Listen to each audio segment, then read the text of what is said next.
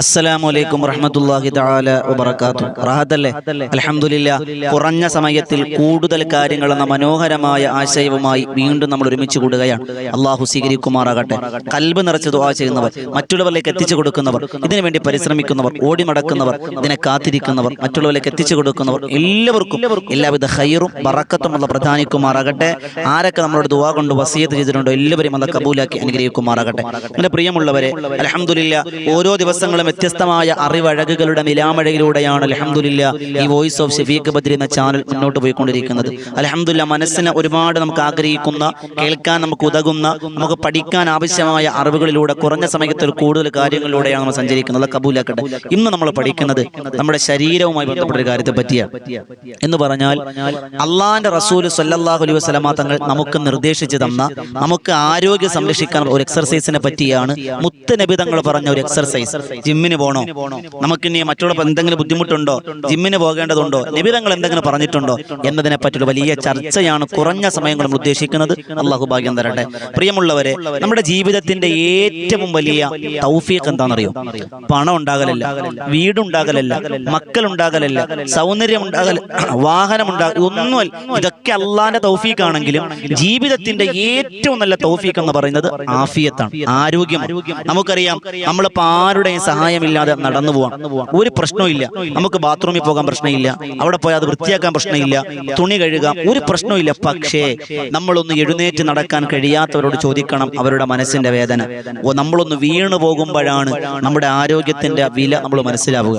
കണ്ണിന്റെ കാഴ്ച ജന്മനാ ഇല്ലാത്തവരോട് ചോദിച്ചിട്ട് കാര്യമില്ല, അവർക്ക് സങ്കടം ഉണ്ടാവും. പക്ഷേ കുറെ നാള് കണ്ണിന്റെ കാഴ്ച ഉണ്ടായിരുന്നു, ഒരു സുപ്രഭാതത്തിൽ വേഗം കണ്ണിന്റെ കാഴ്ച പോയാൽ ആ മനുഷ്യനോട് ചോദിക്കണം കണ്ണിന്റെ കാഴ്ചയുടെ വില എവിടെയാണ്, വില എന്താ? അതങ്ങനെയാണ്, ഓരോ അവയവങ്ങളും അങ്ങനെയാണ്.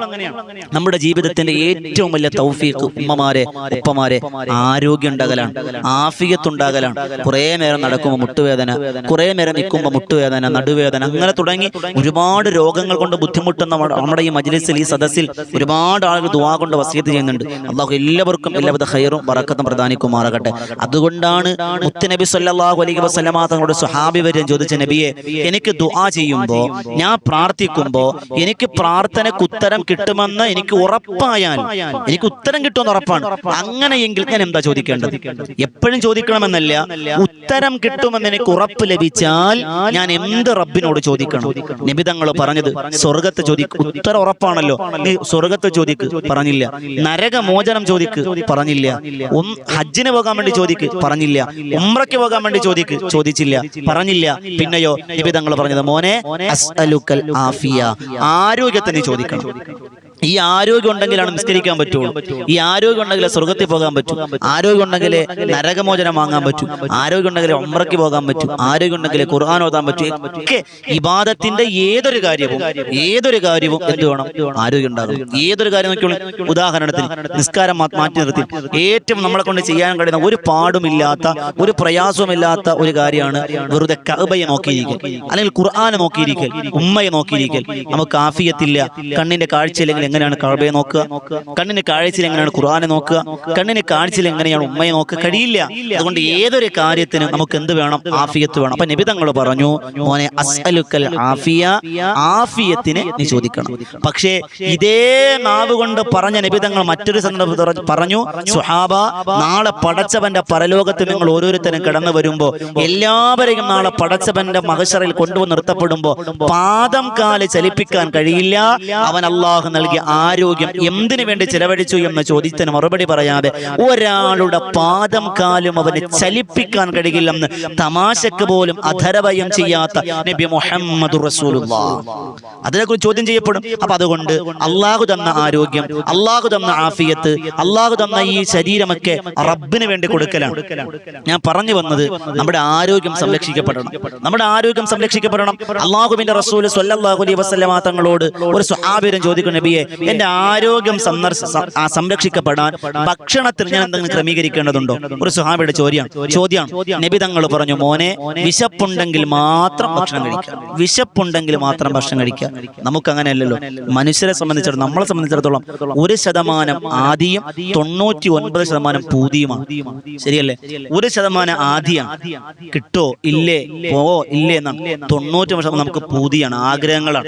അത് കിട്ടിയാൽ കൊള്ളാം, ഇത് കിട്ടിയാൽ കൊള്ളാം. നമ്മൾ വയറ് നിറച്ച് ഭക്ഷണം കഴിച്ചു, അപ്പോഴാണ് വീണ്ടും ഒരു എന്തെങ്കിലും രസകരമായ രുചികരമായ വേറൊരു ഭക്ഷണം കൊണ്ടുവന്നു. നമ്മൾ ആഗ്രഹിക്കും അത് കുടിച്ചിരുന്നെങ്കിൽ, നമ്മൾ പരമാവധി ശ്രമിക്കും. അങ്ങനെയാണ്.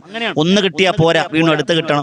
ഒരു നില വെക്കുന്നവന് 2 നില വേണം. അങ്ങനെ തുടങ്ങി എല്ലാ കാര്യങ്ങളിലും എന്ത് വേണം? ഭക്ഷണം കൊണ്ടുവരും. നമുക്ക് വിശപ്പുണ്ടെന്ന് വിചാരിക്കുക, വിശപ്പില്ലാന്ന് വിചാരിക്കുക, നമ്മൾ എന്നാലും അതൊക്കെ മേടിച്ചു വെക്കും. എന്തിനാണ്?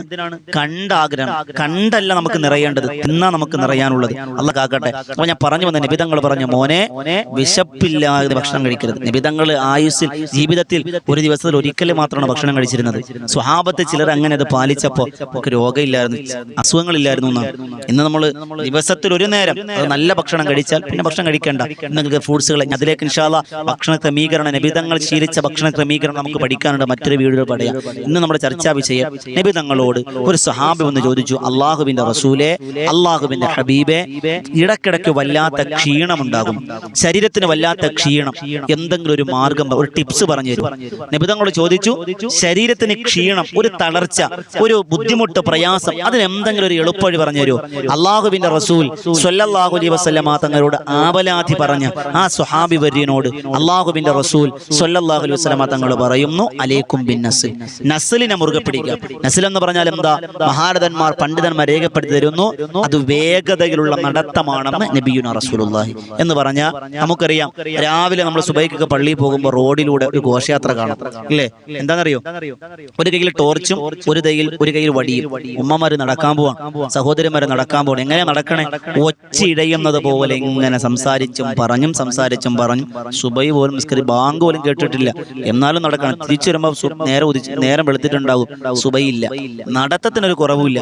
നബിതങ്ങൾ പറയും, നടന്നോളി, ഒരു പ്രശ്നവും ഇല്ല, പക്ഷേ നമസ്കരിക്കണം. നമസ്കാരം ആദ്യത്തേതാണ്. അവ്വലുമാ യുഹാസബു യൗമുൽ ഖിയാമ അസ്വലാ, നമസ്കാരം. നമ്മൾ സുബൈ നിസ്കാരത്തിന് മുമ്പ് ഇറങ്ങി പോകുന്ന വഴിയിലോ അത് നിസ്കാരത്തിന് മുമ്പെങ്കിലും, സൂര്യോദയത്തിന് മുമ്പെങ്കിലും ഓടിയെത്തണം, എവിടെ നിസ്കരിക്കണം, അല്ലെങ്കിൽ ബാങ്ക് കേട്ട ഉടനെ നിസ്കരിച്ചിട്ട് ഉടനെ പുറപ്പെട്ടോളൂ. എങ്ങനെ നടക്കണം? അത് നിങ്ങളുടെ അള്ളാഹുമായിട്ട് ഇടപാടാണ്. നബിതങ്ങൾ പറഞ്ഞു, നമ്മുടെ ചർച്ചാ വിഷയം, നിങ്ങൾ നടക്കുമ്പോൾ വേഗത കൂട്ടി നടക്കുക. ഓടലല്ല, ഓടുന്നതിന്റെ തൊട്ട് പുറകിലും നടക്കുന്നതിന്റെ തൊട്ട് മുന്നിലും, രണ്ടിനും ഇടയിലുള്ള ഒരു കാര്യമില്ല. സ്പീഡിന് നടക്കുക, വേഗതയിൽ നടക്കുക. അത് നടന്നാൽ ശരീരത്തിന് വല്ലാത്ത ഉന്മേഷമാണ്, നിന്റെ ക്ഷീണം മാറും. പ്രഭാതത്തിലും അസർ നമസ്കാരം കഴിഞ്ഞു നീ വേഗത്തിൽ നടന്ന് ശീലിക്ക്, കുറച്ചൽപ്പം നടക്ക്. നടന്നാൽ ശരീരത്തിന് ബ്ലഡ് സർക്കുലേഷൻ നന്നായി നടക്കുമെന്നും ക്ഷീണവും ബുദ്ധിമുട്ടും പ്രയാസങ്ങളൊക്കെ മാറുമെന്നും ആരംഭപ്പൂവായ നബിയുനാ മുഹമ്മദ് മുസ്തഫ സ്വല്ലല്ലാഹു അലൈഹി വസല്ലം. നമ്മൾ നടക്കും, പലപ്പോഴും നമുക്ക് നടത്തം കുറവാണ്. ഡോക്ടർ പറഞ്ഞാലും നടക്കൂല. അതുവരെ തൊട്ടപ്പുറത്തെ കടയിൽ പോകണമെങ്കിൽ പറയുന്ന ഞാനടക്കം തൊട്ടപ്പുറത്തെ കടയിൽ പോകും. നമ്മൾ ഓരോരുത്തരും ഒന്നുകിൽ സ്കൂട്ടിയിൽ പോകും, അല്ലെങ്കിൽ കാറിൽ പോകും. നടന്നു പോകല് കുറവാ, ഇല്ലേ?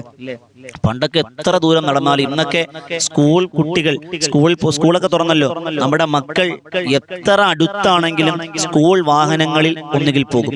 സ്കൂൾ വാഹനമില്ലെങ്കിൽ ഉമ്മ എന്ത് ചെയ്യും? സ്കൂട്ടിയിൽ കൊണ്ടാക്കും, പാപ്പ ബൈക്കിൽ കൊണ്ടാക്കും. മദ്രസയിൽ നടന്നു പോകുന്ന കുട്ടികൾ, അവരെ ഉമ്മ സ്കൂട്ടി കൊണ്ടാക്കും. മദ്രസ വിട്ട് സ്റ്റെപ്പ് ഇറങ്ങുന്ന ഉമ്മയുടെ സ്കൂട്ടിയിലാണ്, നേരെ വീട്ടിൽ കൊണ്ടുവന്നാക്കും. നടന്നു പോക്ക് കുറവാണ്. അതുകൊണ്ട് തന്നെ മക്കളൊന്ന് വീണാൽ തന്നെ കൈകാൽ ഒടിയാണ്, ഒന്ന് വളഞ്ഞാൽ തന്നെ കൈകാൽ ഒടിയാണ്. ആരോഗ്യം വരണില്ല. എന്റെ പ്രിയപ്പെട്ടവരെ, നബി വിശദീകരിക്കുന്നില്ല, ചുരുക്കി പറയും. നബി തങ്ങൾ പറഞ്ഞു, അതുകൊണ്ട് പ്രഭാതത്തിലും അസ്ര നമസ്കാരം കഴിഞ്ഞു വേഗത്തിൽ കൈ ഇങ്ങനെ, നമ്മൾ സ്പീഡ് മനസ്സിലായില്ലേ? വേഗത്തിൽ ഓടുന്ന രൂപമല്ല, ഒന്ന് കൈ വീശി വേഗത്തിൽ നടക്കൂലേ, സ്പീഡ് കൂട്ടി നടക്കൂലേ എന്ന് പറഞ്ഞ് ചവിട്ടി പൊടിച്ച് ബഹളം വെച്ച് നടക്കണമെന്നല്ല, ഒന്ന് സ്പീഡിന് നിങ്ങൾ നടന്നാൽ. അപ്പൊ നബിതങ്ങൾ നടത്തത്തെ പ്രാധാന്യം കൽപ്പിച്ചിട്ടുണ്ട്. നബിതങ്ങളെ സ്വഹാബത്ത് നടന്നിട്ടുണ്ട്. അസറിന് ശേഷമൊക്കെ നടക്കൽ സുന്നത്തെന്ന് പറഞ്ഞ പണ്ഡിതന്മാരുണ്ട്. അത് നബിതങ്ങളെ ചര്യയിൽ പെട്ടതാണെന്ന് പറഞ്ഞവരുണ്ട്. സുബഹി നമസ്കാരം കഴിഞ്ഞ ഉടനെ ഒന്ന് നടക്കുക, റാഹത്താണ്, അതൊരു സന്തോഷമാണ്. എന്റെ പ്രിയമുള്ളവരെ, അങ്ങനെ വേഗത കൂട്ടി നടക്കൽ ആരോഗ്യ സംരക്ഷണത്തിന് വ്യായാമമാണ്. നബി തങ്ങൾ പറഞ്ഞ എക്സർസൈസ് ആണെന്ന് ഹദീസുകൾ കാണാം. അള്ളാഹു സ്വീകരിക്കുമാറാകട്ടെ. കുറഞ്ഞ സമയം കൂടുതൽ കാര്യങ്ങൾ നമുക്ക് മരിക്കുന്നത് വരെ ആരോഗ്യം നിലനിർത്താൻ തൗഫീഖ് അനുഗ്രഹിക്കുമാറാകട്ടെ. കിടന്ന കിടപ്പിൽ മലമൂത്ര വിസർജനം ചെയ്യുന്ന അവസ്ഥയെ തൊട്ട് നാം എല്ലാവരെയും അള്ളാഹ് കാത്തുരക്ഷിക്കുമാറാകട്ടെ. എന്റെ പ്രിയമുള്ള സഹോദരങ്ങളെ, സഹോദരിമാരെ, നിങ്ങളൊക്കെ ദ്വാരക്കണം. ഒരുപാട് ആളുകൾ കമന്റിലൂടെ ദുആ വസിയത്ത് അറിയിച്ചിട്ടുണ്ട്. എല്ലാവരെയും അള്ളാഹ് കബൂലാക്കാൻ അനുഗ്രഹിക്കുമാറാകട്ടെ. പുതിയ അറിവുമായി വീണ്ടും കണ്ടുമുട്ടാം. നമ്മളെല്ലാവരും ഈ വോയിസ് ഓഫ് ഷഫീഖ് ബദരി എന്ന ചാനൽ സബ്സ്ക്രൈബ് ചെയ്യുക, മറ്റുള്ളവരിലേക്ക് എത്തിച്ചു കൊടുക്കുക. അതോടൊപ്പം തന്നെ നമ്മുടെ തന്നെ ചാനലാണ് മഹാന്മാരായ ബദരീങ്ങളുടെ പേരിൽ നടത്തപ്പെടുന്ന ബദറിൻ തീരം എന്ന മജ്‌ലിസ്. എല്ലാ ദിവസവും രാത്രി 9 മണിക്ക് യൂട്യൂബിൽ നോക്കിയാൽ മതി. ബദറിൻ തീരം എന്നാണ് ഇപ്പോൾ സ്വർഗീയ അവകാശിയായ മഹാനായ സ്വർഗം കൊണ്ട് സന്തോഷ വാർത്ത അറിയിക്കപ്പെട്ട സഈദ് ബിൻ സെയ്ദ് റളിയല്ലാഹു അൻഹുവിന്റെ ചരിത്രമാണ് നമ്മൾ പാടി പറഞ്ഞുകൊണ്ടിരിക്കുന്നത്. അതിലേക്ക് നിങ്ങൾ ക്ഷണിക്കുന്നു. അള്ളാഹു സ്വീകരിക്കുമാറാകട്ടെ. 9 മണി മുതൽ 10:30 മണി വരെ തിബ്ബു സലാത്തും അസ്മാഉൽ ഹുസ്നയും അസ്മാഉൽ ബദറൊക്കെ ചൊല്ലിയുള്ള ഒരു സദസ്സാണ്. ആയിരങ്ങൾ ആമീൻ പറയുന്ന പ്രാർത്ഥനാ സദസ്സാണ്. നിങ്ങളെ സ്വാഗതം ചെയ്യുന്നു. നിങ്ങളൊക്കെ ദ്വാരക്കണം. പുതിയ ഒരു അറിവുമായി വീണ്ടും കണ്ടുമുട്ടാം. അള്ളാഹ് കബൂലാക്കട്ടെ. അസ്സലാമു അലൈക്കും വറഹ്മത്തുള്ളാഹി തആല വബറകാതുഹു.